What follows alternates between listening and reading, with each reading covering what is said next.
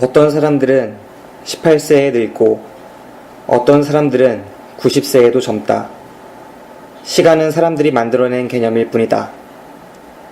오노요코.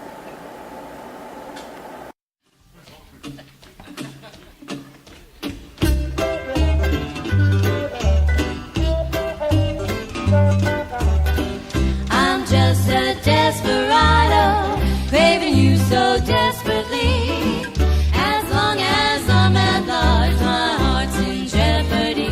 Gotta have you, would you please apprehend me? I can't stand being free. Keep me in your custody, under lock and key. I'm so tired of running, when it's clear I can't escape these thoughts of you that keep dogging me. Just like a shadow, you know I'd surrender if you could guarantee I would be your lifelong captive, take away my liberty. 더 쉽게, 더 즐겁게, 그리고 더. 안녕하세요. 오늘도 따끈따끈한 최신 영화를 특급으로 배송해드립니다. 당일 배송 영화방 김기사 인사드립니다. 안녕하세요, 박기사입니다. 안녕하세요, 혁기사입니다. 네. 네, 혁기사 오랜만입니다. 오랜만입니까? 예. 분명히 1시간 전에 닌자 터틀 녹음을 했던 것 같은데. 그렇죠. 이 방송이 올라가는 거는 한 5일 뒤에 올라가는 거기 때문에 네. 예, 오랜만입니다. 맞아요. 그렇게 해야죠. 그렇게 하는 거죠. 네. 지금 저희가 방송해 드릴 영화는 아까 말씀드린 바와 같이 루시입니다. 루시 저희가 닌자 터틀과는 달리 따끈따끈하게 보고 왔잖아요. 루시는 엊그제 봤죠? 그렇죠. 본 네, 엊그제 봤죠. 네, 엊그제 본 영화고요. 이 루시라는 영화를 저희가 생생하게, 아주 생생하게 전달해 드리도록 하겠습니다. 일단 루시라는 영화를 본격적으로 말씀드리기에 앞서서 공지사항 비슷하게 드릴 말씀이 있어요. 38회차 해무 방송이었죠. 그때 저희가 별점이랑 그 하트 같은 거를 눌러달라고 말씀드린 바가 있습니다. 그때 박기사랑 제가. 근데 그 이후로 반짝 반응이 있었죠. 네, 원래 저희 별점이 없었는데 3개인가? 7개요, 7개. 7개? 네. 한꺼번에 7개? 한꺼번에 7개 누르시고 그 다음날부터 반응이 또 없습니다. 그리고 하트도 들으시는 분들이 가끔 눌러주시더라고요. 네, 저희가 감사하게 저희가 그 반응들을 지켜보고 있습니다. 예. 네, 앞으로도 뭐 시간 나시면은 한번 눌러주세요. 손가락이 근질근질할 때, 네, 그럴 때 한번 읽어주시면 감사하게 저희가 받아 먹겠습니다. 사실 저희한테 크게 이득되는 건 없어요. 그렇죠. 그게 뭐 이득되는 건 없죠. 네, 근데 기분이 좋죠. 똑같아요. 뭐. 그렇기 있어요. 때문에 그렇고요. 똑같은 뭐 저희가 돈이랑 바꿔먹는 거 아닙니다. 네. 불러달라는 거예요.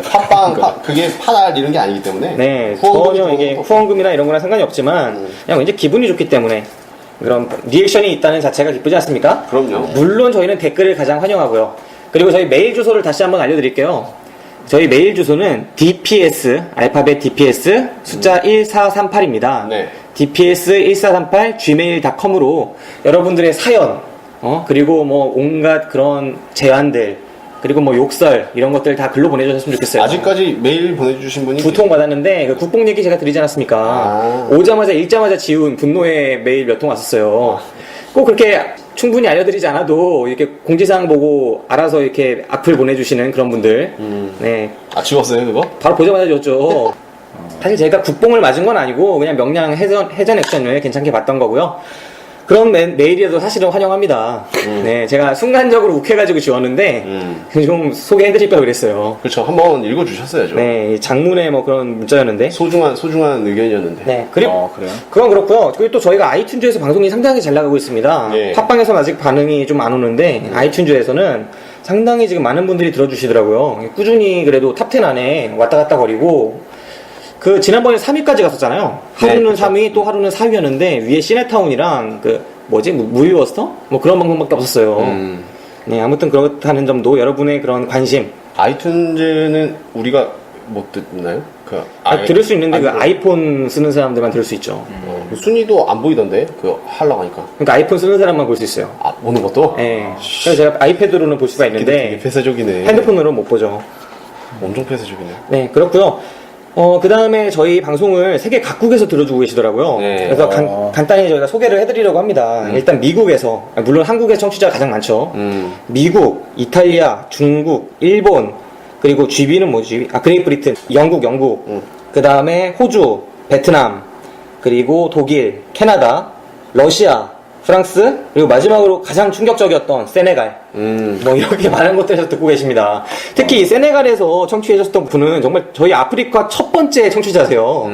원래 저희가 남미의 청취자들은 계시고 한데 지금 남미가 지금 한 달 지나서 안 보이는데 남미에서도 들으셨고 이곳저곳에서 다 들으셨는데 처음으로 세네갈 아프리카 대륙에서 들으셨어요. 이렇게 전 세계 각국에서 저희 방송을 들어주시고 계시다는 점, 저희한테 힘이 된다는 점을 알려드리고요. 이렇게 별점이나 그 다음에 뭐 하트 이런 걸 통해서 꾸준히 소통을 해주셨으면 좋겠습니다. 네. 자, 이제 본격적으로 영화 얘기로 들어가도록 하죠. 이번 영화 소개는 특별히 우리의 게스트 혁기사가 해주도록 하겠습니다. 아, 혁기사 인사도 안 했네요. 아, 저희 인사했죠. 언제 했어요? 아까 쯤 했죠. 아, 오랜만에 왔는데 인사해 주셔야죠. 네, 반갑습니다. 또 오늘 또 이제 이렇게 세 번째 출연을 하게 됐고요. 앞으로 좀 발전된 모습으로 말씀을 좀 드리고 싶습니다. 네, 헐리우드 블록버스터 전문가 혁기사입니다. 네, 반갑습니다.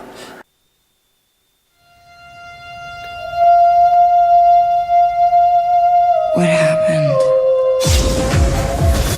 What did you do to my stomach? What's going on? You've merely slipped a little package into your lower tummy. And you're going to transport something very special to us.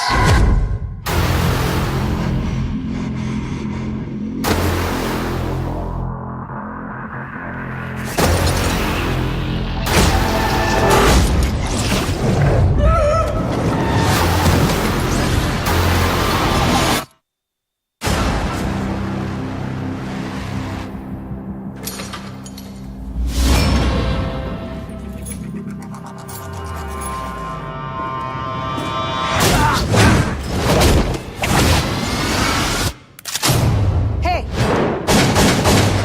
You speak English? No. You speak English? Yes.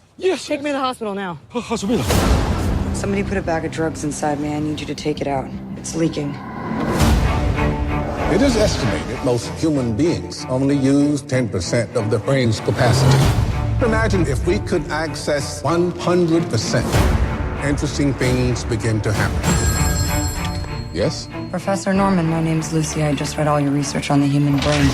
It's a little rudimentary, but you're on the right track. Thank you. I have access to 28% of my cerebral capacity. I can feel every living thing. Since when did you start writing Chinese? Since an hour ago. What happens when she reaches 100%? I have no idea. All this knowledge, you can unlock secrets that go beyond our universe. I'm not even sure that mankind is ready for it. It's like all things that make me human are fading away.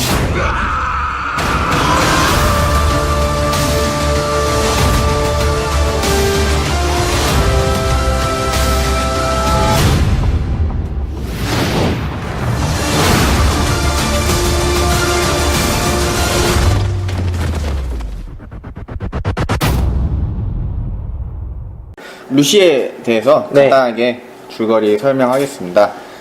10% 인간의 평균 내사용량, 22% 인체의 완벽한 통제, 40% 모든 상황에 제어 가능, 62% 타인의 행동을 컨트롤, 100% 한계를 뛰어넘는 액션의 진화는 시작된다. 평범한 삶을 살던 여자 루시는 어느 날 지하세계에서 극악무도하기로 유명한 미스터 장에게 납치되어 몸속에 강력한 합성 약물을 넣은 채 강제로 운반하게 된다.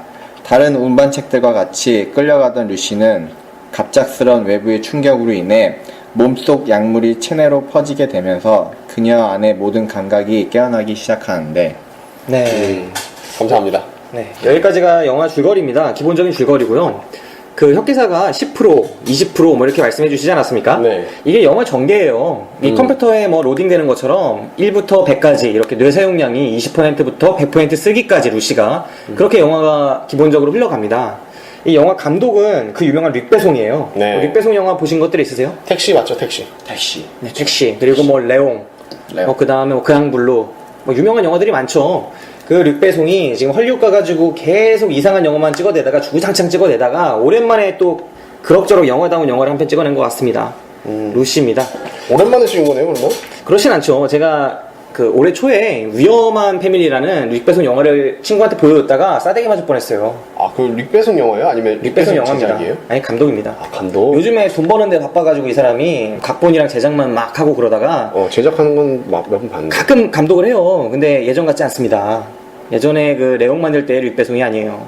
제호 원소 할 때 뻑갔었는데. 아 그렇죠. 제호원소 뭐 이런 영화들 할 때는 정말 괜찮은 감독이었는데 헐리우드 가서 너무 돈만 밝히다는 소문과 함께 많이 몰락하던 이 릭배송이 그래도 루시를 통해서 어느 정도 그 정도 막장 영화는 아닌 영화를 찍어낸 것 같습니다. 그리고 뭐 미국에서도 흥행을 꽤 하고 있었고요. 네. 지금은 뭐 뺏겼지만 얘가 뺏긴 게 닌자 터틀이었나요? 아니면 가디언즈 오브 갤럭시였나? 가디언즈를 가디언즈한테 뺏기고 그거를 또 이제 닌자 터틀이 잡고 한 주만 잡았어요.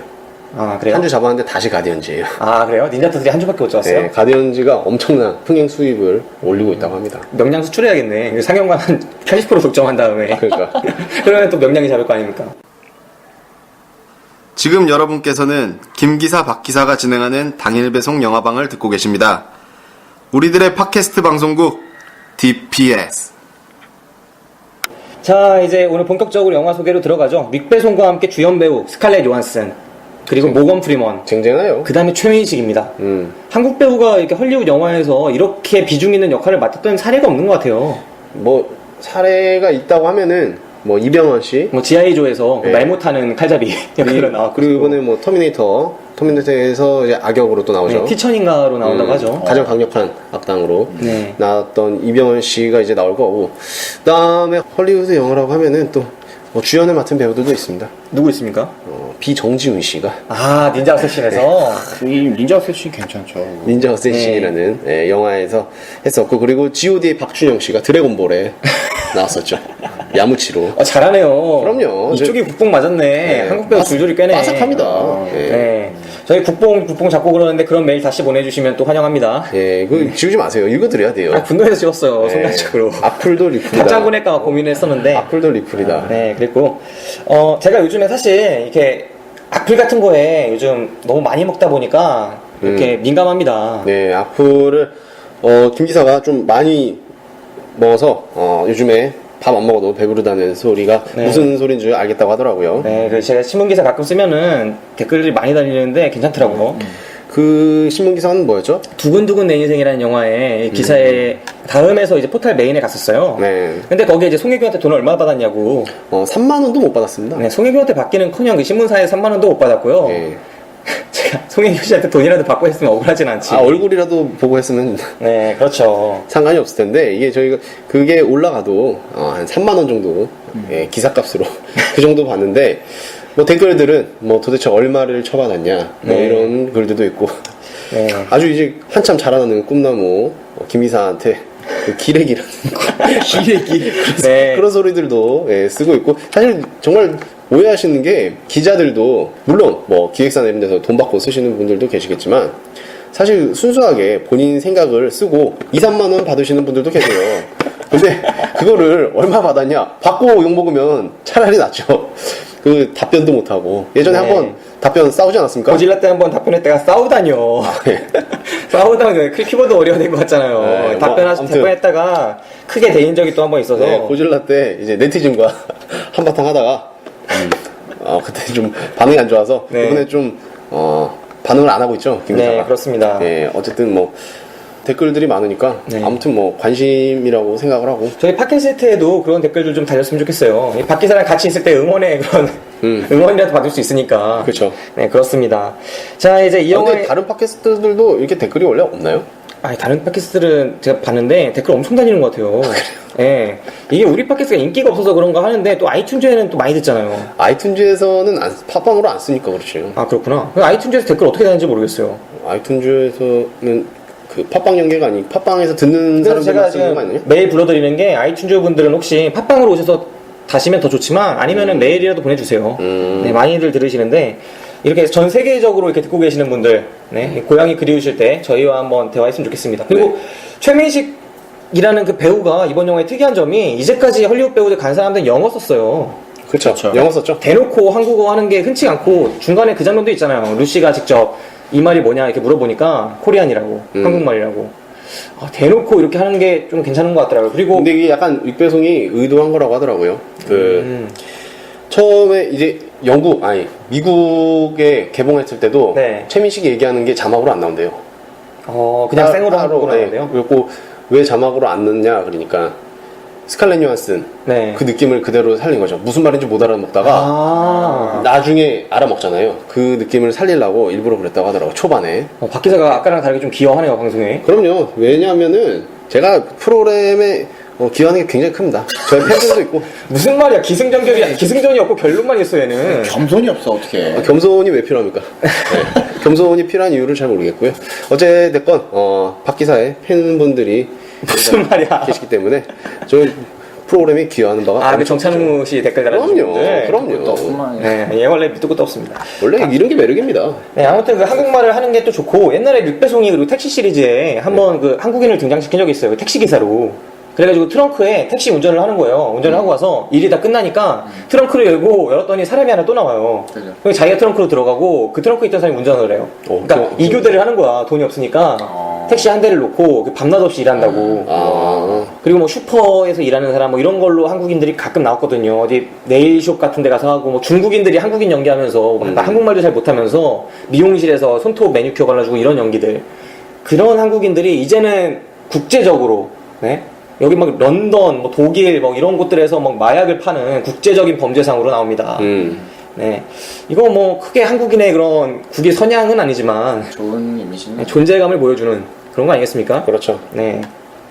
그런 모습들이 있었고, 그 다음에 이 영화의 가장 큰 뭔가 볼거리라고 한다면 역시 그런 판타스틱한 장면들이겠죠. 이 루시가 보여주는 초능력들. 이 내용이 아까 말씀해주신 것처럼 평범한 인간들은 뇌를 10% 쓰는데 루시라는 애가 그 약물이 몸에서 퍼지게 되면서 순간적으로 20%를 쓰게 되고 20%까지 뇌의 활동량이 늘어나니까 뇌가 열린 거 아니겠습니까? 그러면서 막 100%를 향해 막 치닫는 그 이야기입니다. 그래서 영화가 처음에는 10%부터 중간중간 그렇게 나오죠. 화면이 까맣게 된 다음에 하얀 글씨로 10%, 20%, 30% 이렇게 해서 100%까지 가는 그런 과정 속에서 이야기가 펼쳐지게 됩니다. 이 영화 오프닝 기억하세요, 혁기사? 오프닝 기억하죠? 그 네. 원숭이 나오고 원숭이라뇨. 그쵸. 원숭이라고. 원숭이라뇨. 거의 유인원. 그죠, 유인원이죠. 루시죠, 루시. 그쵸.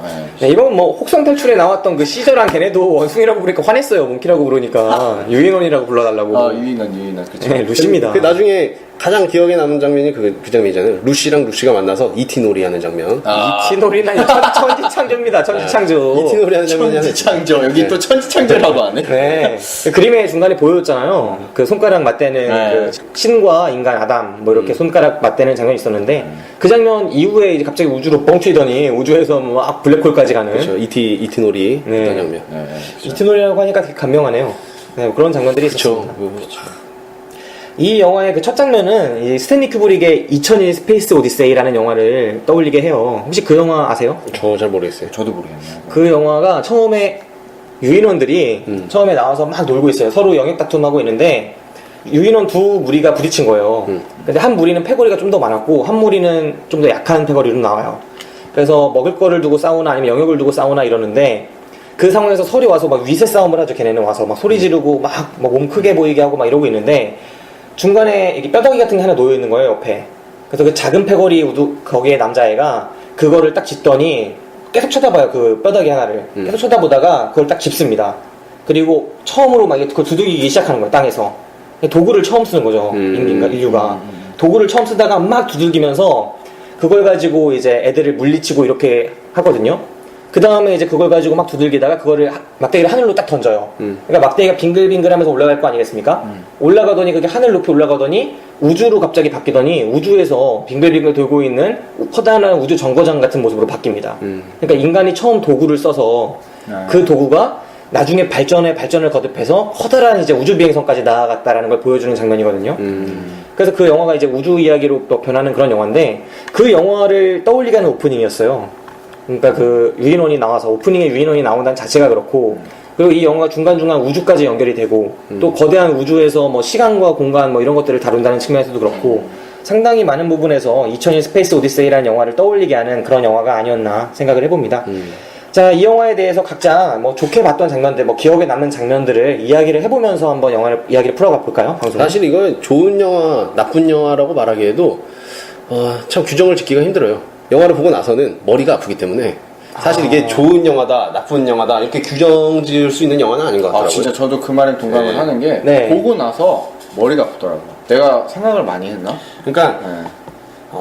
재밌는 영화다, 재미없는 영화다 이렇게 판단하기도 힘들고 네. 추천할 수 있는 영화다, 비추천 영화다 이것도 판단하기가 힘들어요.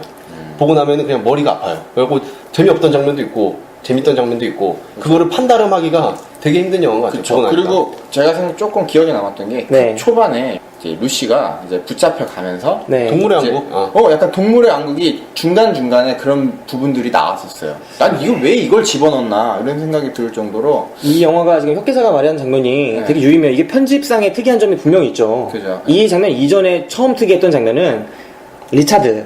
리차드라는 놈이 루시랑 이제 잠깐 사귄 거예요. 이 배경이 태국인가요? 중국 아니면 홍콩 같은데? 태국 같은데 나는. 아니 중국어 쓴다 그랬어. 근데 맞아요. 그렇죠. 뭐 죽었어요. 호텔 카운터에 계시던 분이 네, 뭐 중국 계열 같은 곳에 이제 거기에 가서 있는데 루시는 이제 금발머리의 서양인이잖아요. 네. 루시가 대학생인 것 같아요. 이제 와서 시험 봐야 된다는 거 보니까. 근데 잠깐 여행을 가서 거기 논 겁니다. 방학 동안에 놀았는데 거기서 남자친구로 잠깐 그 여행지의 남자친구를 사귄 애가 리차드라는 애예요. 유학생. 남자애도? 아니. 여자애가. 그 여행이 아니라 유학생. 맞아. 네. 루시가 리차드라는 애랑 잠깐 사귀었는데 이 리차드라는 애가 무슨 가방 같은 걸 갖고 와더니 그거를 미스터 장이라는 애한테 전해줘야 되는데 내가 뭐 하기가 힘들다. 나는 너무 많이 가서 좀 그렇다. 얼굴이 많이 팔렸다. 이게 아르바이트인데 내가 100불을 받았는데 너한테 50불을 주겠다. 하면서 자꾸 루시한테 그 가방을 갖다 달라고 그 호텔 컨시어지에 미스터 장한테 전한다고만 말하면 된다고 계속 줘요. 근데 루시는 이게 뭔지도 모르고 자꾸 안 받으려고 하죠. 근데 그 신랑이라는 장면이 계속 길게 나옵니다. 계속 이거를 받아 안 받을래 하다가 나중에 수갑을 채우고 갖다 주게 하잖아요 결국은. 근데 그 전에 계속 루시한테 이 가방을 갖다 주려고 막 꼬드길 때 중간에 들어가는 장면이 있었는데 기억하세요? 네. 생쥐 장면이 나와요.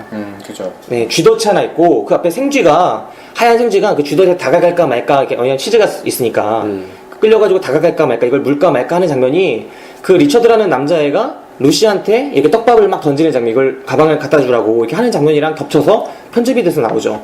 그죠. 이런 장면들이, 이런 편집이 상당히 많아요. 영화 중간중간에. 네, 중간중간에 있어요. 이게 되게 뜬금없이 보이는 상징적인 편집들이 정말 많더라고요.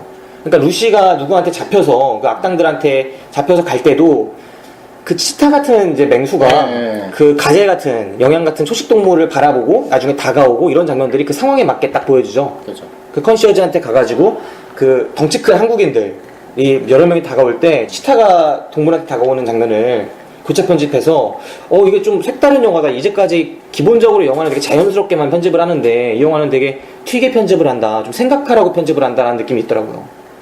근데 뭔가 스토리상 봤었을 때 좀 네. 조잡스럽다는 생각을 솔직히 저는 지우기 힘들었어요. 왜냐면 컷저가 잘 보다가 갑자기 동물이 나와가지고 네, 갑자기 뜬금없이. 뭐 내용에 왜 그 장면을 집어 넣었는지 그게 이해가 안 되는 건 아닌데 딱 중간중간에 왜 그렇게 넣어가지고 이렇게 약간 난잡하게 만드는 느낌, 산만해지는 느낌은 있었죠. 산만해지는 느낌이 좀 들긴 하더라고요. 제가 생각하기에는. 네, 흐름을 끊는, 그러니까 자연스럽게 톤이 하나로 가는 게 아니라 투트랙으로 가버리는 느낌이 약간씩 있는 거죠. 투트랙에 잠깐 나오니까 왔다가 다시 영화 보러 가고 이런 느낌이 사실 들긴 들죠. 맞아요. 약간 다큐 영화인 줄 알았어요. 난 처음에 봤을 때 계속 끝까지 그렇게 가는 게 아닌가라는 생각이 들 정도로 뇌에 대한 다큐 영화. 나중에는 안 나오긴 했지만 좀 이상하긴 했어요. 네.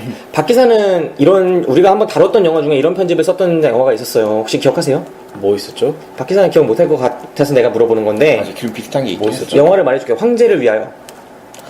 그 영화에서 옷을 갈아입는 장면이 나와요. 옷을 사러 가서 이 이민기였죠. 이민기가 이제 드디어 조직에 물을 들이기 시작하면서, 얘 원래 야구 선수였잖아요.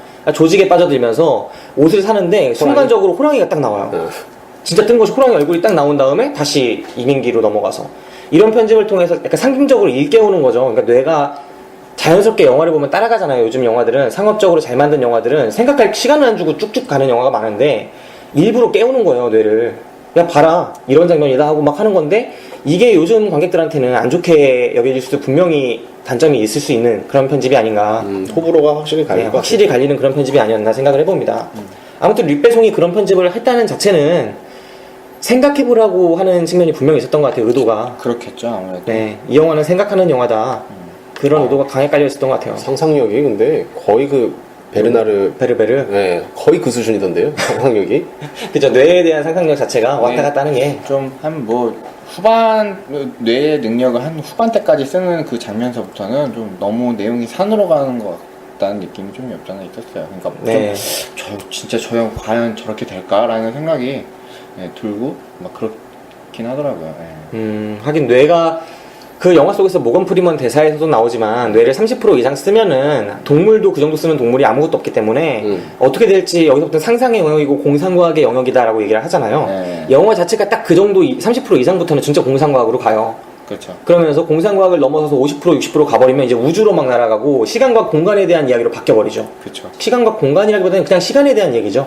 약간 몸을 변화시킬 수 있는 그런 건 이해가 돼요. 네. 뭐 예를 들어서 카멜레온 같은 경우에도 이렇게 몸을 변화시키거나 네. 아니면 뭐 빠르게 뭐 치유를 시킨다거나 뭐 그런 능력이 생길 수 있는 건 그건 알겠는데 약간 막 컴퓨터를 막 흡수하고 막 이런 전파 뭐 이런 걸 다루기 시작하면서 내용이 그리고 결국 좀 나중에 뭐 또 말씀드리는데 좀 별로였던 장면이 이제 마지막 장면 이제 막 씹어 먹다가 네. 결국은 USB로 나오는. 네, 마지막에 USB 네. 기승전 USB로 바뀌죠. 네.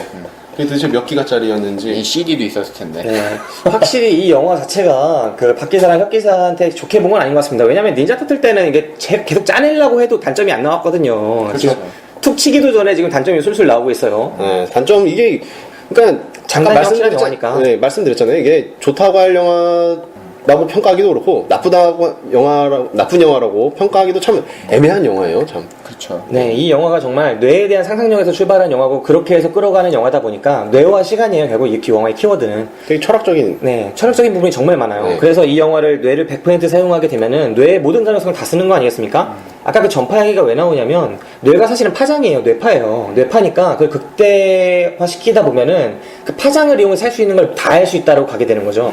그죠. 그래서 그 파장에 관련해서 주파수가 다른 영역도 다 해서 할 수 있게. 그 중간에 돌고래가 나오잖아요. 돌고래도 역시 주파수 관련해서 하는 거였고 초음파로 보내는 거고 해서 그런 부분들을 영화가 막 상상을 통해서 이런 파장도 할 수 있을 거야. 파장을 뛰어넘어서 이제 시간도 다룰 수 있을 거야. 남의 파장도 건드리고 남의 몸도 건드리고 자신의 그 몸을 다 컨트롤할 수 있고 막 이렇게까지 나가다 보니까 정말 우리가 상상치도 못했던 이게 가능해? 이게 너무한 거 아니야? 너무 나아간 거 아닌가? 이렇게 생각할 만한 부분도 많이 건드리지 않았나 싶습니다. SF 장르이긴 한데 네. 확실히 철학적이었고 네. SF적으로 우리가 상상했던 거를 현실로 좀 이렇게 보여주고 싶었던 그 감독의 모습이 있지 않았나.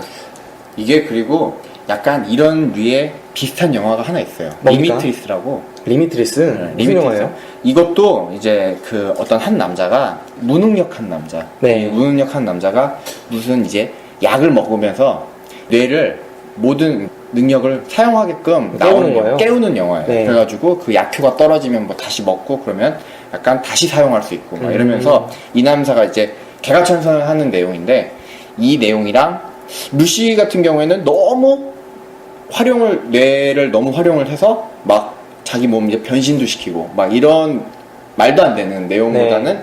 약간 리미트리스 같은 경우는 약간 현실적으로 좀 이렇게 뇌를 사용하면 얘가 조금 막 능력이 엄청 좋아져서 뭐 하루 만에 몇 건을 다 읽는다거나 아니면 뭐 증권회사에 한번 뛰어들었는데 막 돈을 막 수백억을 벌거나 막 이런 장면들이 있는데 근데 루시 같은 경우에는 좀 내용을 이해하기가 좀 어렵더라고요. 네. 보면은 그냥 화려한 액션 보러 가신 분들은 조금 실망해서 나올 수 있는 네. 그런 영화인 거는 확실한 것 같아요. 그러니까 뇌를 깨운다는 자체가 그래서 뇌를 깨워서 어떻게 될까라는 자체가 미지의 영역이잖아요. 인간이 뇌를 20%밖에 활용을 못하는데 10%라고 나오죠. 10%밖에 활용을 못하는데 과연 우리가 30%, 40%를 넘어서 막 100%까지 사용하게 되면 어떤 일이 벌어질지는 어차피 다 모르는 상황이에요. 그 상황 속에서 리미트리스라는 영화를 들어보니까 우리가 현재 상상할 수 있는 그 영역 내에서 상상을 한 거고 이 영화 루시 같은 경우에는 어차피 우리가 모르는 영역이다 보니까 정말 무한대로 한번 확장해 본 것 같아요. 이 뇌를 정말 100% 깨울 경우에 어떤 일들이 벌어질까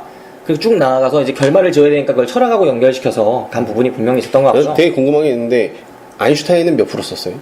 그 옛날에 뭐 나오지 않나? 이것저것 나오는데 정확하게 몇 프로 썼다 이런 거는 아직 사실은 맞아요. 나는 그 기준 안 그래도 네. 내가 이거를 김 기자한테 내가 저녁 김기사입니다. 김 네. 기사한테 내가 얘기를 했었어요. 그러니까 과연 그러니까 딱 그런 걸 정의를 내릴 수 있는지 인간의 뇌를 진짜 일반인들은 10%만 사용을 하는 건지 아니면 한 50% 사용하는 건지 그거를 솔직히 정의 내릴 수가 없잖아요. 네. 그러니까 아인슈타인은 뭐 몇 프로 썼다 이런 내용들이 많은데 그거를 100%를 썼던 사람들이 없기 때문에 그런 거에 대한 기준이 애매모호하지 않나. 저는 네. 그런 생각을 좀 그러니까 뇌가 있으니까 뇌에서 활성화되는 영역을 보고 보통은 이제 왜냐면 뇌가 파장이니까 그 파장을 인식할 수 있으니까 이제 전류 같은 거 다 꽂아놓고 얼마나 썼는지를 한번 확인해 보는 거죠. 뇌에서 활성화되는 부분이 얼마인가. 그렇게 해서 몇 프로가 지금 활성화되어 있다 이런 거를 판단할 수는 있는데 그 쉬고 있는 부분이 정말 활용을 안 하고 있는 것인가에 대해서는 아직 밝혀진 게 없어요. 뇌과학에서도. 그래서 이런 영화가 어디까지나 공상과학의 영역에 지금으로서는 있을 수밖에 없는 부분인 것 같고 이 영화를 설명하는 데 있어서 필요한 점은 이 영화가 과연 무슨 얘기를 하고 싶었는가를 이해해야 하는데 이 영화는 철저하게 시간에 대한 이야기를 하고 싶었던 것 같아요. 왜냐하면 앞부분 첫 장면 기억하시는지 모르겠는데 그 태국인가 중국인가 그 부분에 그 고장의 모습을 보여줘요. 오토바이 엄청 빠르게 지나다니고 건물들이 막 높이 막 지어져 있는 것들 보여주고 그러니까 막 빠르게 시간을 돌리죠. 그 장면이 사실은 흔한 기법은 아니거든요. 그러니까 이국적인 혹은 영화의 배경이 될 곳을 비추는 초반 오프닝 장면에 있어서 영화를 매우 빠르게 진행시키는 속도를 평상시 속도가 아니라 더 빨리 돌리는 이런 게 흔한 기법은 아니에요. 그게 분명히 뜻하는 바가 있었고 결말까지 보면 그 장면이 뜻하고자 하는 바가 좀 더 명확해지죠. 그러니까 이건 처음부터 시간에 대한 이야기를 하고 싶었고 시간을 중간에 넘기는 장면도 나오잖아요. 루시가 과거로 돌렸다가 미래로 돌렸다가 그리고 뇌를 100% 활용했을 때 그 전에 한번 하는 말 있잖아요.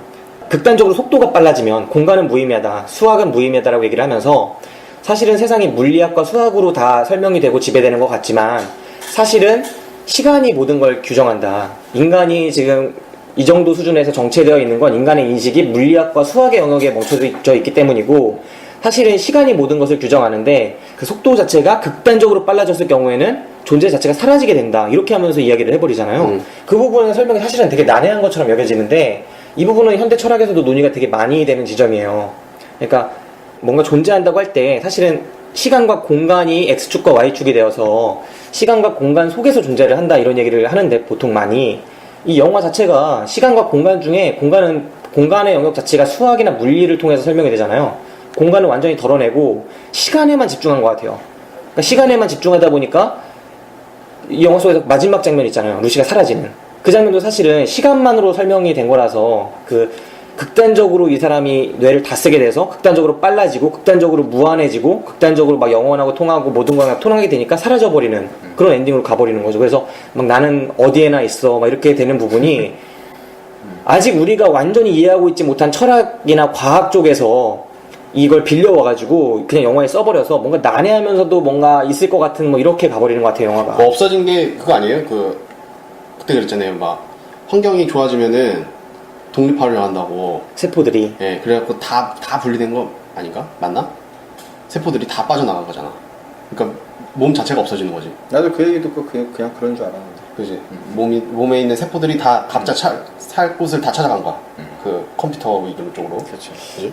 아니 저는 그런 건 아닌 것 같아요. 왜냐면 그 세포들이 이 영화 속에서 나오는 주요한 설정 중에 하나가 사실은 기본 설정이기도 하죠. 우리가 자꾸 번식을 하는 이유가 유전자가 자기를 존속시키기 위해서라는 얘기가 있잖아요. 유전자가 만약에 영생을 추구할 수 있다면 좋겠죠. 하지만 현실적으로 영생을 추구할 수가 없고 세포들이 다 노화하고 있기 때문에 그게 시간 때문에 노화하는 거잖아요. 영화 속에 등장하죠. 그렇죠. 시간 때문에 노화하니까 이거를 대체하는 방법이 그 유전자가 자신의 지식을 계속 전파하면서 번식을 하는 걸로 나와요. 그래서 자체는 영생을 하지 못하지만 유전자는 영생을 하는 거고 지식도 영생을 하는 거잖아요. 그렇게 되면. 그래서 이 두 가지를 선택할 수 있는데 지금 말하는 건 루시가 세포들이 각기 독립을 해가지고 전자의 방식으로 그걸 추구했다고 말을 하는 거잖아요. 근데 그렇게 되려면 루시가 의식이나 이런 것들이 존재하면 안 되죠. 왜냐면 뇌세포나 이런 것들도 다 날아가니까 각기. 근데 루시는 그게 아니라 뇌를 그냥 100% 활용을 해서 극단하고 닿았기 때문에 너무나 빨라지고 너무나 무한해져서 거의 신과 같은 존재가 되어서 사라진 걸로 보는 게 맞아요. 왜냐면 마지막에 문자를 보내거든요. 나는 어디에나 있어. 거의 인간이랑 신의 제가 볼 때 이거 신을 만들어낸 거예요. 시간을 초월해서 뇌를 100% 활용을 했더니 시간을 초월하게 되고 공간은 무의미한 거였고 그래서 시간을 초월하니까 신에 다가섰다. 그래서 나는 어디에나 있다. 이런 결말로 가게 되는데 이런 이야기 자체가 정리가 안 돼요. 왜냐면은 명확하게 전달하기에는 되게 난해하고 어려운 부분이거든요. 입증되지도 않았고 상상의 영역이고 맞아요. 상상조차도 명확하지 않다 보니까 이야기가 그냥 어쨌든 재밌는 영화로서 앞부분에서 막 카스 추격신도 있고 액션씬도 있고 이렇게 넣은 거 아닌가. 좀 난해한 영화였다라고만 생각이 됩니다. 하고 싶은 얘기가 많았나 봐요. 릭 베송 감독이. 되게 많았던 것 같고 네. 1시간 40분 안에 담기에 확실히 부족한 시간이었는데 네. 더 길어졌으면은 확실히 늘어졌을 것 같아요. 근데 네, 되게 깔끔하게 정말 상업영화로서 철학적인 이야기 혹은 SF적인 이야기를 넣은 그런 상업영화로서 적당히 재밌는 장면이나 막 흥미진진한 장면들도 넣으면서 자신이 하고 싶었던 그런 이야기도 하지 않았나 그렇게 생각을 해봅니다. 혁기사는 이 영화에서 가장 마음에 안 들었던 장면이 있다면 뭐예요? 저 같은 경우에는 뭐 마지막에 그냥 USB 그 만드는 장면 기승전 USB 그게 그래 나도 그랬어. 어디 무슨 갑자기 뭔가 볼록하고 튀어나와요. 저게 뭐지? 뭐 손잡자는 건가? 나 그런 건 줄 알았어요. 그랬더니 알고 봤더니 나중에 USB가 딱 하고 만들어지더라고요. 그래서 근데 또 USB도 되게 신기한 게 약간 우주 네. 약간 반짝반짝거리면서 그 안에 은하가 있는 것 같고 은하가 있는 것 같고 막 그런 장면이 그걸 있었는데 꺼내는데 8기가 아니야? 8기가? 진짜 진짜 터틀적 사고다 진짜. 야 그걸 꺼내는데 8기가 아니야? 8기가? 코어 분가적인 사고야. 그래서 어차피 기가 수는 있을 거 아니야?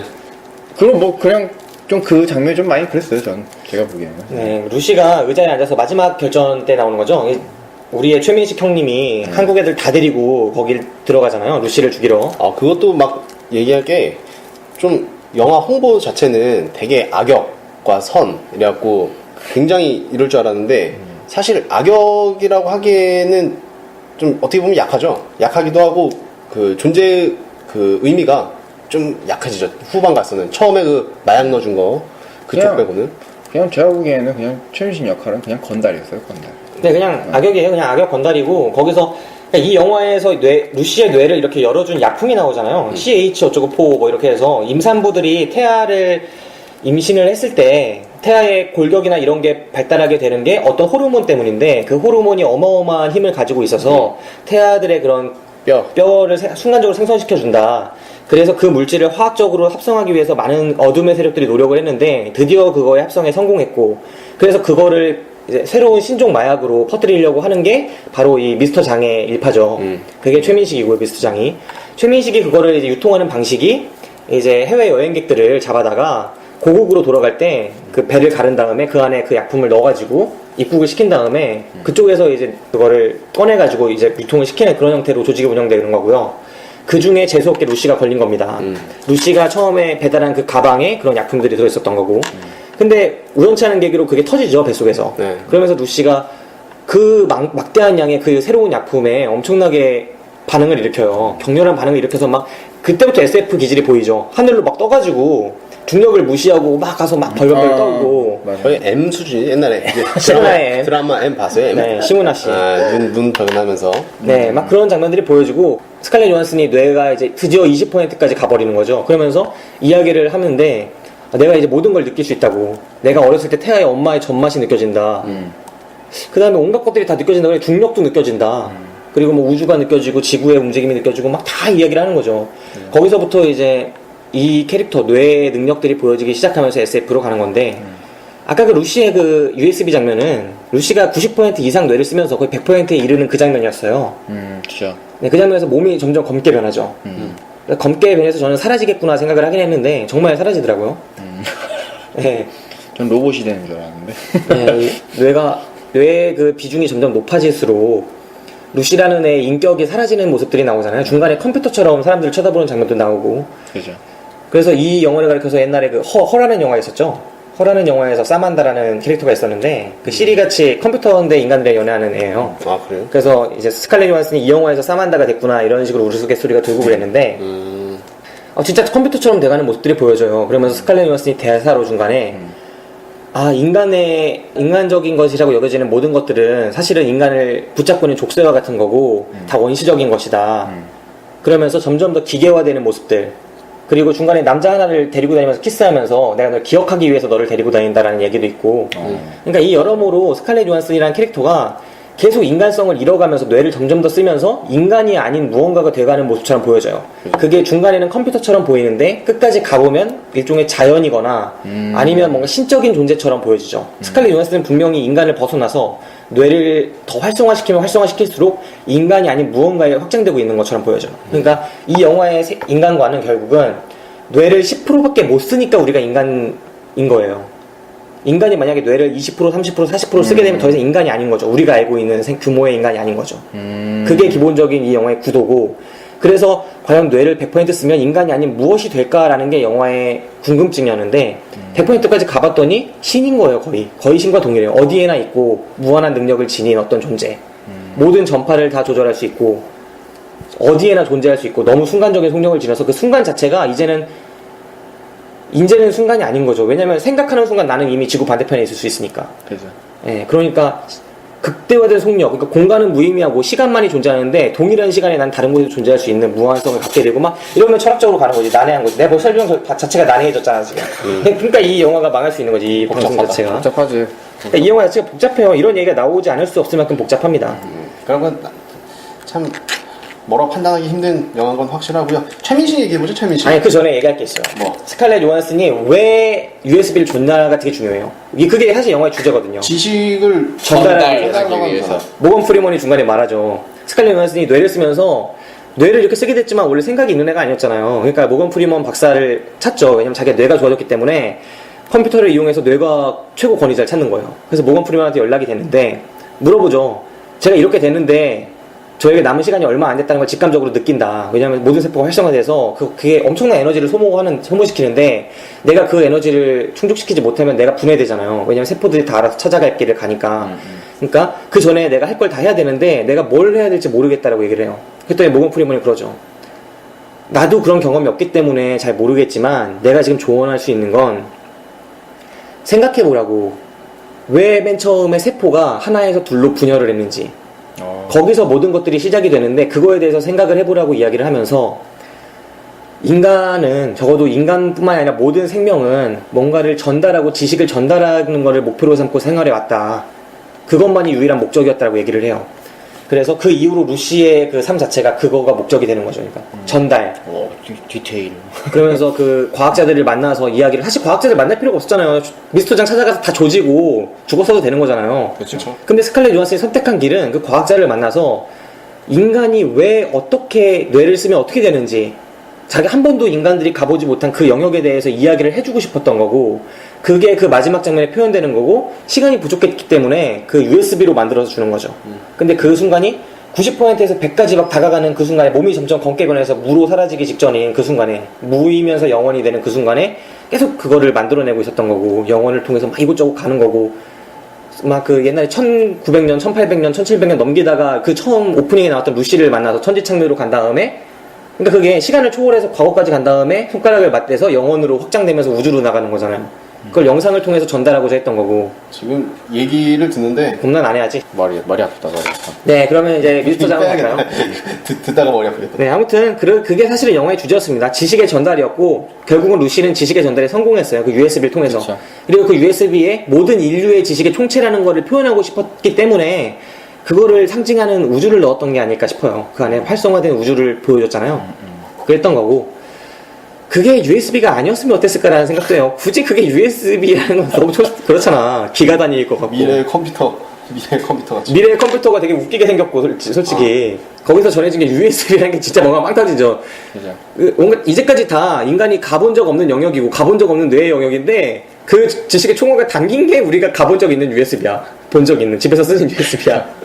그러니까, 맞아. 뭔가 이게 새로운 걸로, 뭐, 예를 들면은, 맨인 블랙에는 구슬 같은 거에 우주 담아서 주잖아요. 그렇지. 차라리 그렇게 줬으면 좀 더 멋있었을 텐데, 왜 USB냐고. 근데 USB에 열쇠고리도 달렸어, 심지어. 그랬던 게 좀 웃겼습니다.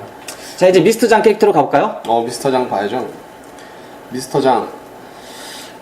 사실 좀 미스터장한테 아쉬웠던 게, 네. 스칼렛 요한슨 맨 처음 잡아다가 나중에 배를 갈라서 마약을 넣지 않습니까? 그렇죠. 그때 이제 그 전에 주먹으로 쳐갖고 기절을 시켜요. 그때 왜 그냥 배만 갈랐을까? 그게 좀 아쉬웠어요. 약간의 최민식과 스칼렛 요한슨의 배드신이 한번 나올 뻔 했었는데, 사실 그게 좀 아쉽더라고. 제가 이걸 댓글로 해야 할까요? 둘 다 비슷한 것 같아요. 내가 보니까. 무슨 소리입니까? 자꾸 맨날 19금 영화 만들려고 그러고. 이거 원래 19금 영화예요? 맨날 항상 아쉽게 만들려고 그러고. 뭐? 이건 19금 영화 맞습니다. 그래서 좀 더 악날 하려면은 약간 그런 모습도 좀 있어야 되지 않았을까. 사실 이게 19금 영화 맞나요? 19금이에요. 아, 그러면은 왜 나는 이해가 안 가는 게, 중간에 홍콩인가 중국에서, 이게 중간에 이제 중간상 있지 않습니까? 중국집에서 짱깨 먹다가 다 죽은 애들. 그 중에 한 명이 문 닫고 들어와서 스칼렛 요한슨을 더듬어요. 그래, 맞아. 더듬는데 그 손을 안 보여줘요. 가슴을 더듬는데. 그래, 맞아. 이게 손이 나와야 되거든요. 그 장면은. 손의 움직임이나 이런 걸 보여줘야 되는데, 19금 영화는 보여줘도 되거든요. 보여줘도 되죠. 근데 그걸 안 보여줬다는 게 솔직히 섹슈얼리즘 뭐 이런 쪽이 좀 약하지 않나. 많이 약해요. 아니, 원래 최민식 캐릭터면 그 악마를 보았다 캐릭터 있지 않습니까? 징하죠. 변태 성욕자죠. 네, 그런 캐릭터면은 그 스칼렛 요한슨 배 가르기 전에 원래 배드신이 한 번 있었어야 돼요. 그럼 더 악랄한 진짜, 그런 모습. 진짜 근데 똥맞다. 나중에 마지막에 그 갈수록 이제 악당의 존재감이 좀 약해지는 것도 좀 아쉽기도 하고. 그 악당의 존재감이 약하다는 게 사실 이 영화의 큰 약점 중에 하나예요. 뭐냐면 결국은 이 영화에 등장하는 세력이 두 개밖에 없잖아요. 루시의 그 강한 의지와 반대쪽에 서 있는 루시를 죽이겠다는 최민식의 의지입니다. 미스터 장의 의지인데, 미스터 장이 그러면 강렬한 포스를 보여줘야 이 영화가 좀 사는 건데, 초반만큼 후반의 캐릭터는 안 사는 것 같아요. 그 초반 등장 때가 최고 좋았죠. 초반 등장할 때, 그 곡을 끼고 손에 피를 가득 묻힌 채로 들어오는데 막 시체가 보이고, 그 장면의 인상만큼은 못 남겼던 것 같아요. 나중에는 뭐 악당 자체도 그냥 우스워 보이는 약간 그런 꼴로 좀 이어지지 않아. 그치, 어쨌든 뭐. 릭배송이 말하려는 거는 악당이랑 그 선한 사람이랑 싸움이 아니라 그냥 뇌를 말하려고 그러기 때문에. 내가 봤을 때는 루시는 그냥 눈빛 하나로 지금 다 막 사람들을 다 제압해버리는데, 그때서부터는 최민식의 그 역할에 존재 자체가 필요 없었어요. 그러니까 필요 없었죠. 보면은 눈빛 하나로도 그냥 다 사람 다 죽이게 생겼는데. 네. 진짜 엄청난 초능력으로 순식간에 애들 다 재우고 막 총은 다 뺏고 막 할 수 있는데, 얘를 상대하는 애가 아무런 능력도 없는, 캡틴 아메리카가 가도 지는 상황 아닙니까? 존나 처맞고. 굳이 뭐 거기 어디였죠? 프랑스까지 가서 네. 그 총격전을 할 필요가 있었나? 그냥 이럴 거라면 최민식이 조금 더 강한 캐릭터거나 뭔가 그런 걸 보여줬었는데, 그 부하들 몇 면이 최민식의 캐릭터를 더 깎아먹어요. 종철인가 철준가 걔. 맞아. 그냥 최민식이 약간 약을 먹어가지고. 그래, 나도 그 생각했어. 네. 그게 한 30%까지 깨는 거야. 그 다음에 싸우면은 재밌지. 그래, 뭔가 흥미진진했을 수도 있겠다. 네, 최민식이 그런 스타일로 가면 차라리 나았을 수도 있겠다는 생각을 해봅니다. 그 약 먹는 연기 잘하잖아요, 최민식. 민식이 형이 약 먹으면 한번 먹으면 제대로 먹죠. 그러니까. 자, 그건 좀 아쉽긴 했어요. 존재감이 좀 없어지는 것 근데 같아요. 확실히 연기는 뭐 역시 흠잡을 데는 없었는데, 부하들이 너무 약하다니까. 나는 근데 그 영화를 보면서 그냥 되게 인상적이었던 거는 그 한국말.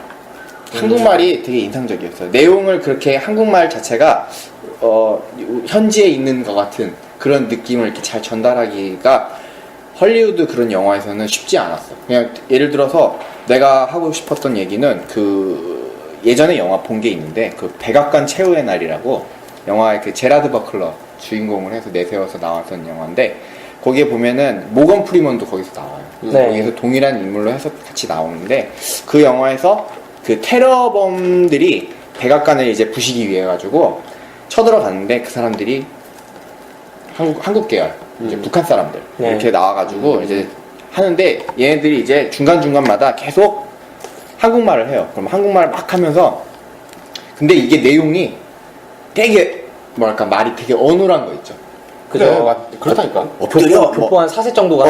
맞아. 엎드려, 뭐 이런 식으로 있잖아요. 뭐 이런 식으로 얘기하는데, 근데 저는 이번에 이 영화 보면서 약간 그런 한국적인 그런 말투가 좀 제대로 좀 전달되지 않았나. 최민식이 조금 약간 진두지휘해서 조금 약간 말을 좀 제대로 한 것 같아요. 옛날 영화에 비하면 확실히 좀 많이 는 건 있는 것 같아요. 옛날 영화 보면은 진짜 말도 안 되는 영화 많아요. 007 시리즈나 뭐 이런 거 봐도 진짜 그 대사도 근데 한국 느낌만 주면 되는 상황에서는 김밥 먹었어? 떡볶이 먹었어? 막 이런 거를 되게 인질 잡고 해요. 말 같지도 않은 얘기를. 외국 애들은 모르니까 또. 네, 그냥 한국말 하는 사람들 고른 거예요. 그러니까 헐리우드에서 막 교포 4세 이런 애들이 한국말 제대로 못하면서 손들어가고 간 거예요. 그 배우 중에 하나가 리균이라고 이 배우가 있는데, 네. 이 배우가 진짜 한국 다 욕먹이는 것 같아. 리규는 유명하죠. 유명은 한데 대사가 포스트 나오고 어눌해. 포스트 드라마 포스트. 그렇습니까? 김윤진 남편으로 나오잖아요. 대사가 어눌해.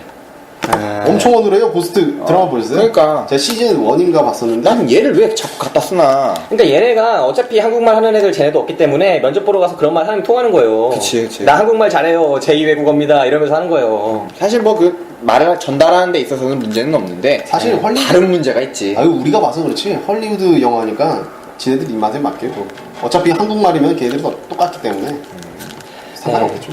어쨌든 이런 식으로 막 써서 이번에는 확실히 한국말이 조금은 나아진 부분이 분명히 있었던 것 같아요. 근데 저는 걔는 좀 아쉽더라고요. 전화기로 왔다 갔다 해주는 통역하는 애 있잖아요. 처음에 전화기로 통역해주는 애. 아.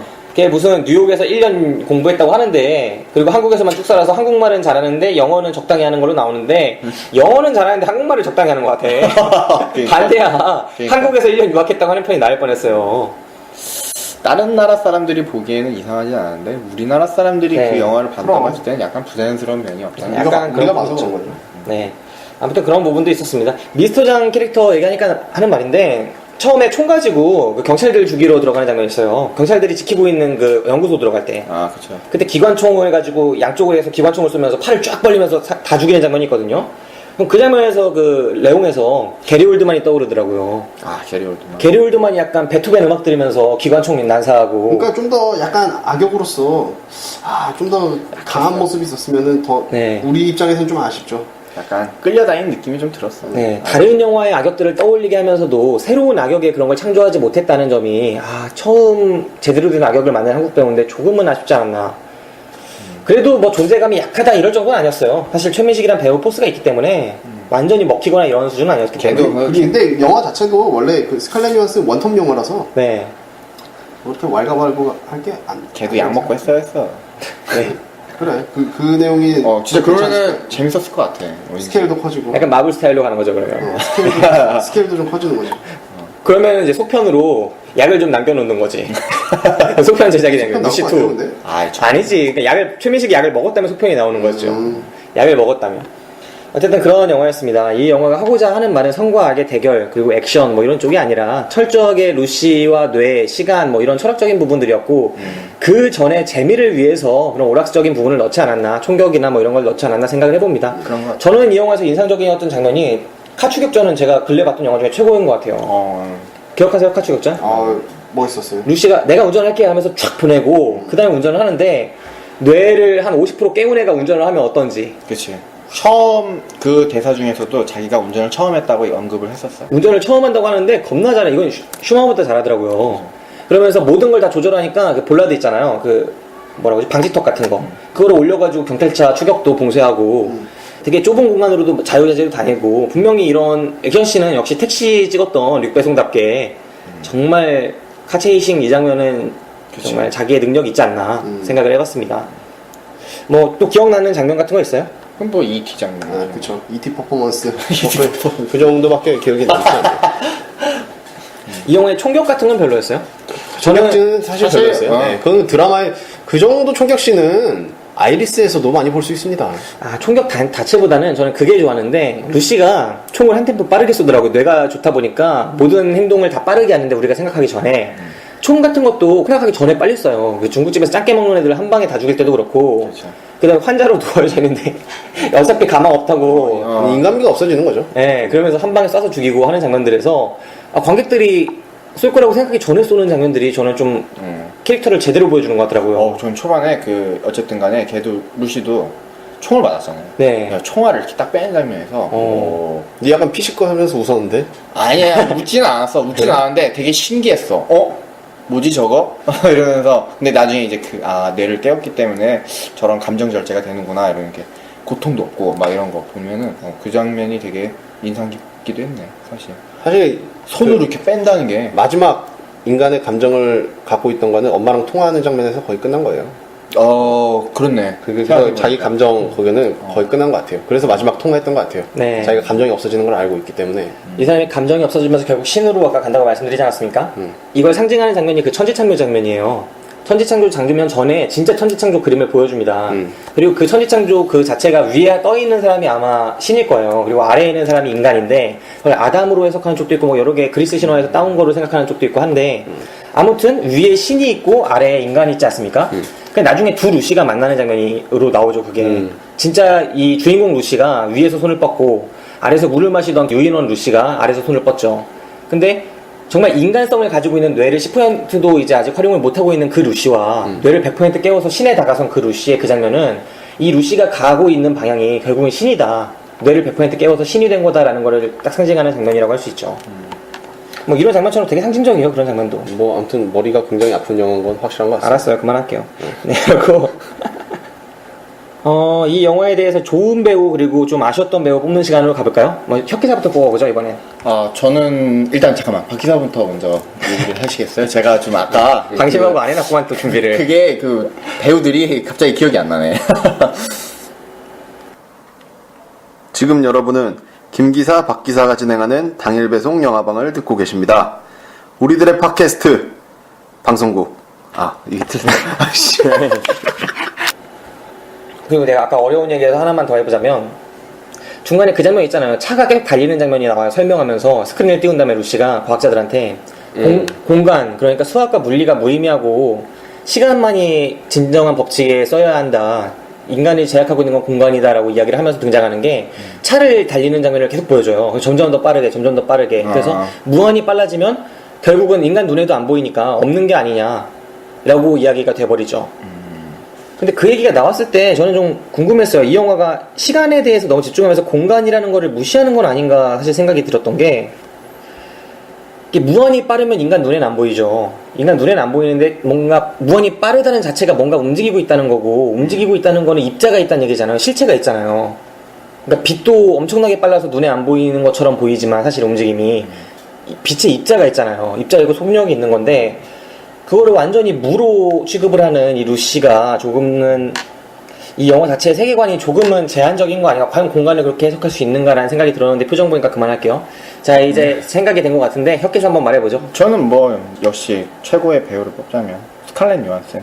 좀 저는 이 배우가 약간 사실 섹시 배우 이런 느낌이 많이 들어가지고 그런 쪽으로 많이 어필이 돼서 좀 연기력은 잘 몰랐었는데 이번에 보니까 나름 그때 어벤져스 때도 그렇고 나름 연기도 좀 꽤 하고 감정 전달 같은 것도 잘하는 것 같고 그런 것 같습니다.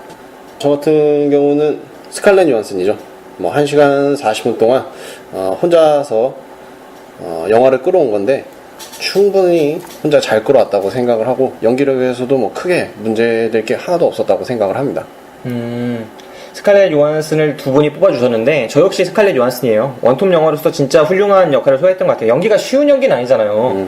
이제 누가 뇌가 열리는 연기를 하겠어요. 열려본 적이 없는데 한 번도 열려본 적 없는 뇌에 열리는 연기를 했는데 스칼렛 요한슨이 그럼에도 불구하고 꽤 몰입이 가게 중간중간 잘했던 것 같아요. 이 영화가 난해했던 것은 감독의 그런 선택이었고 본인이 표현할 수 있는 부분을 충실하지 않았나 생각을 해봅니다.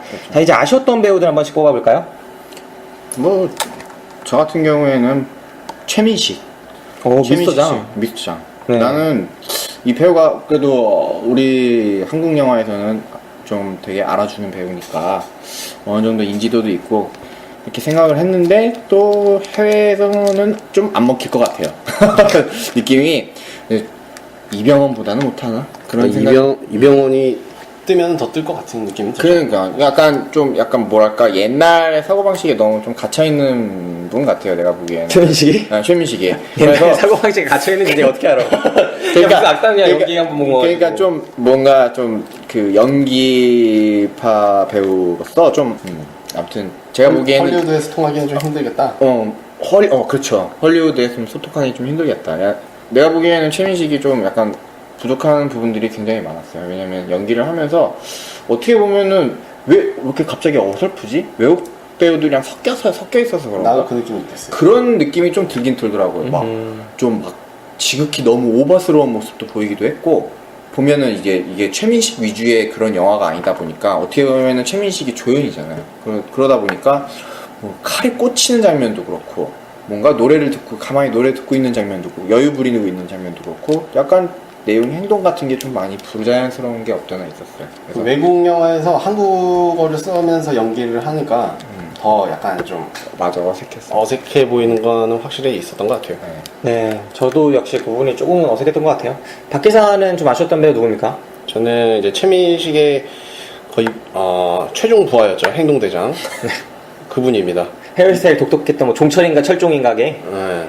아무튼 그분의 어눌했던 좀 한국말 뭐 그런 거, 그다음에 표정 변화 없이 계속해서 그 씬에 등장했던 그런 모습, 총격전이나 뭐 그 기본적으로 그냥 그 배달책들 죽일 때의 표정 똑같아요. 그리고 만약에 마지막에 그 바주카포 같은 걸 쏘죠.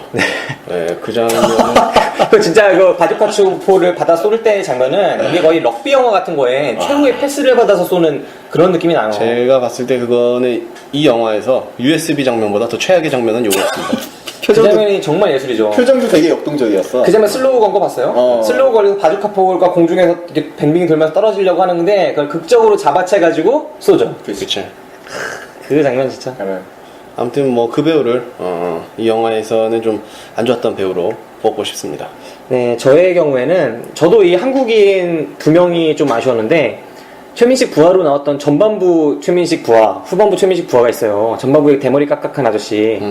그 아저씨도 저는 한국말이 살짝 어눌한 느낌이 약간 있더라고요. 이제까지 영화들에 비하면 한국말이 상당히 좋아졌지만 분명히 어눌한 느낌이 있었고 그 마지막 부하도 정말 어눌했죠. 박 기사가 이 마지막 부하를 뽑았으니까 저는 처음 부하를 뽑겠습니다. 루시한테 그 문 너머에서 총 맞고 죽었는데 그 부하도 조금은 존재감이 좀 아쉽지 않았나. 그리고 형님 거리는 게 되게 어색하더라고요. 했습니다 형님 이런 게 되게 형님 발음이 좀 어색하더라고요. 제가 어떻게 처리했습니다. 애들 몇 명입니다 형님 이런 것들이. 그리고 그 배우가 약간 유머도 시도하는 거 보셨어요? 루시한테 중간에 가방 열라고 하고 다 숨어있잖아요. 폭탄 들어있을지도 모르니까.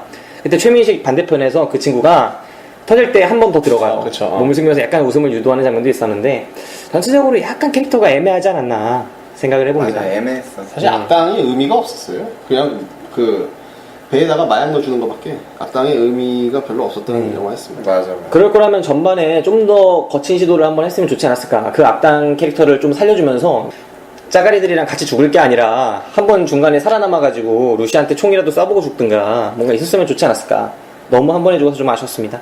자, 이 영화 추천 비추천 시간으로 가죠. 혁기사부터 한번 추천해 주시죠. 저는 비추합니다. 비추? 네. 비추 이유 뭡니까? 일단은 좀 저는 약간 편하게 보는 영화를 많이 추구하기 때문에 네. 그때는 너무 생각을 많이 하게 되고 내용이 너무 어렵지 않나 라는 생각 때문에 저는 비추를 하고 싶습니다. 네. 네.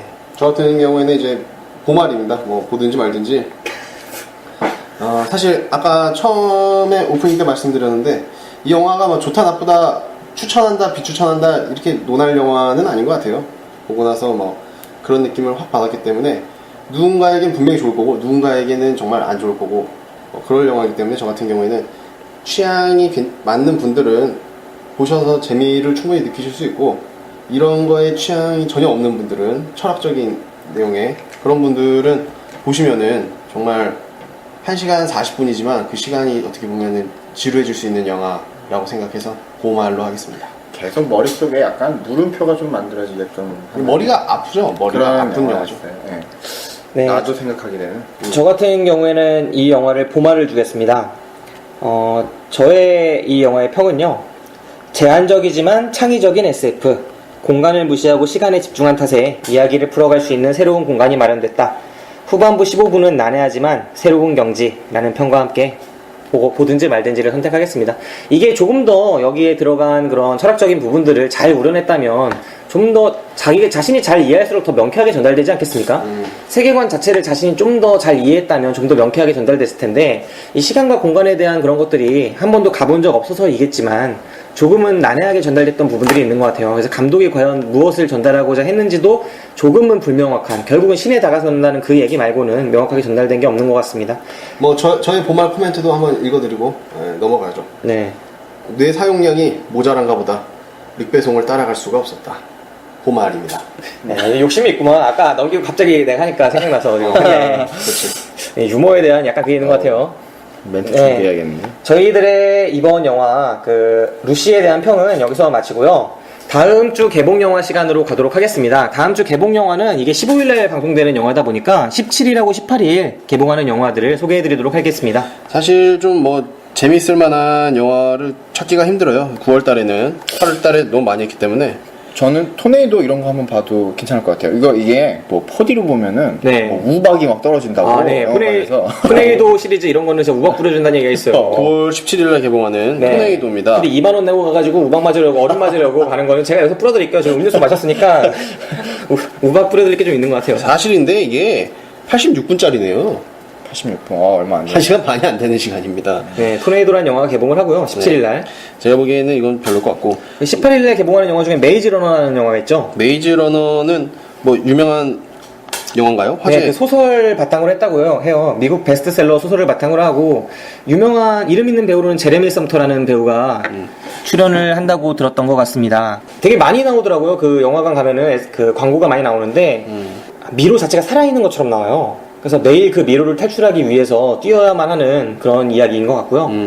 그 다음에 뭐 바스티유 그 영화 있지 않나요? 이 영화는 요즘에 시사에 많이 뜨더라고요. 네, 그 영화가 약간 영화라기보다 실황 중계 같은 거예요. 요즘에 그런 거 많이 하잖아요. 음악회나 오페라 같은 거 유럽에서 하는 거를 실황으로 극장으로 쏘는. 그건 3D로도 심지어 방영을 예, 한다고요. 3D로. 예.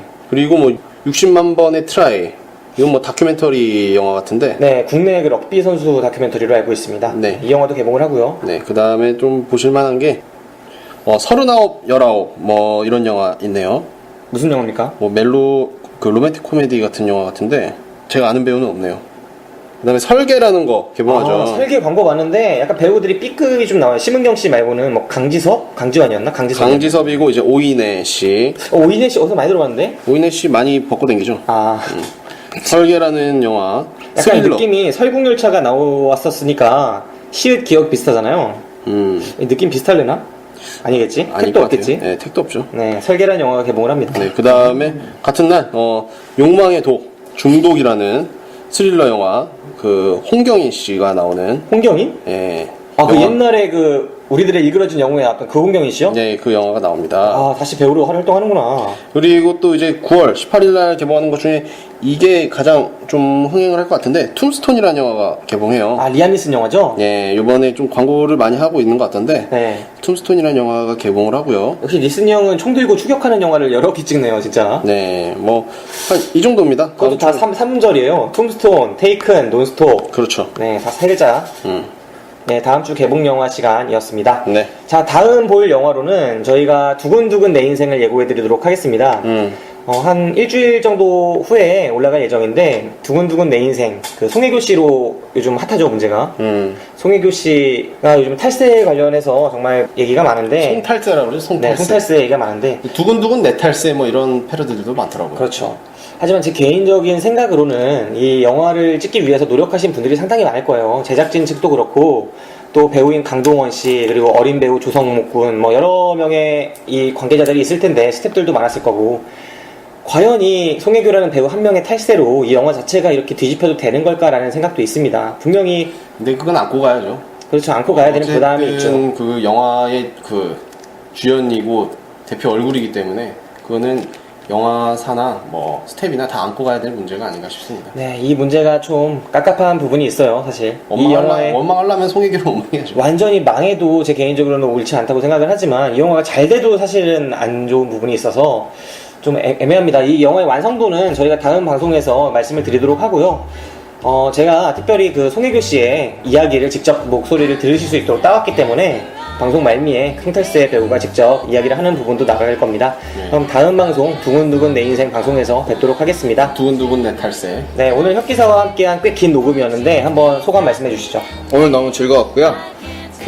다시 한번 초대해 주시면 또 재밌게 즐겁게 방송하고 싶습니다. 제가 보기에는 뭐 툼스톤이나 이 정도 이제 또 한번 오실 수 있을 것 같아요. 아, 킹스톤 니슨 형 때 괜찮네요. 니슨 형 좋아요? 리안 니슨? 좋아죠. 딱 보면 딱이죠. 좋아하죠. 네. 그 목소리 있죠. 아, 목소리 너무 멋있어요.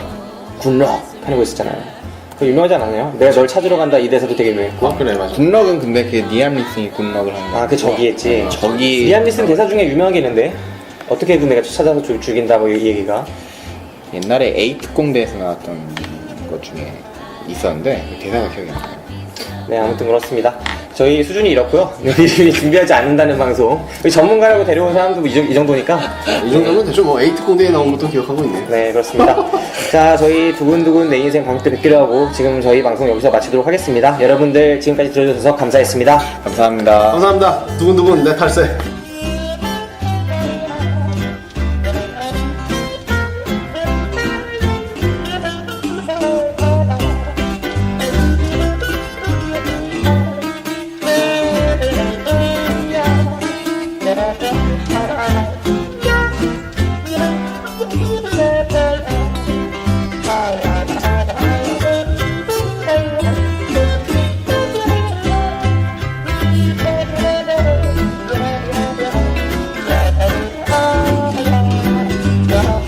I'm just a desperado. Oh, baby, can't you see? I'll go on running wild. I can't stand being free. I'll go on running wild until you capture me.